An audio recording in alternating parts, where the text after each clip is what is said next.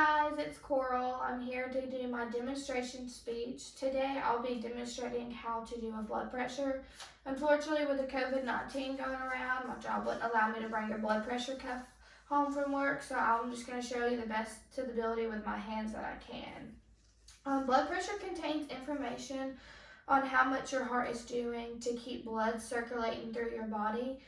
Blood pressures, there's two numbers. There's the systolic number, which is the top number, and then diastolic number, which is the bottom number. The first step into taking your blood pressure would be putting the blood pressure cuff on your bicep. You can either do your left or right arm, it doesn't matter. So you want to wrap the cuff around your arm and have two fingers be able to go into your arm and the cuff. You don't want it any tighter or any looser. Having those two fingers is the best way to get the accurate blood pressure. According to Judith Martin, MD, you want to position your arm straight with your palm facing up on a level surface. So you can use a table, a chair, whatever level surface you really have. You just want to make sure it's level. You'll place your cuff on your bicep, and then you're going to want to squeeze the balloon to inflate the cuff.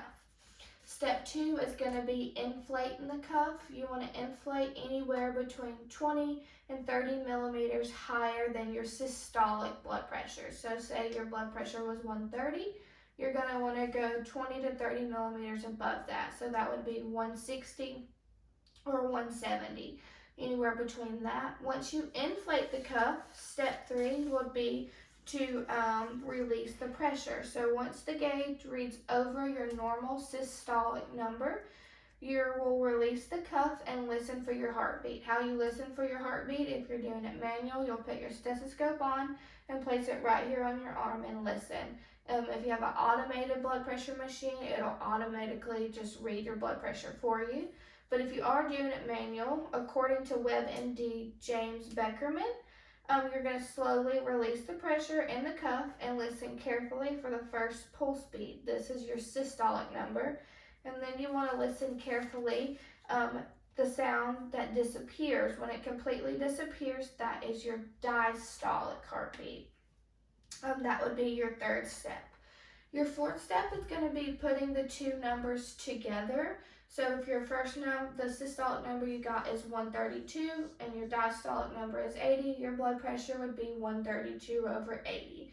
You really want to make sure that you're taking your blood pressure on a daily basis, at least 2 hours after blood pressure medication if you're on one, and just to make sure that your blood pressure is okay, because the higher number you have, the higher you're at risk for a medical problem such as a stroke or a heart attack, which can come from caffeine, smoking, genetics. Any of those things can cause your blood pressure to be high. I hope my demonstration worked well, and I hope that you learned how to check your blood pressure. Thank you for stopping in.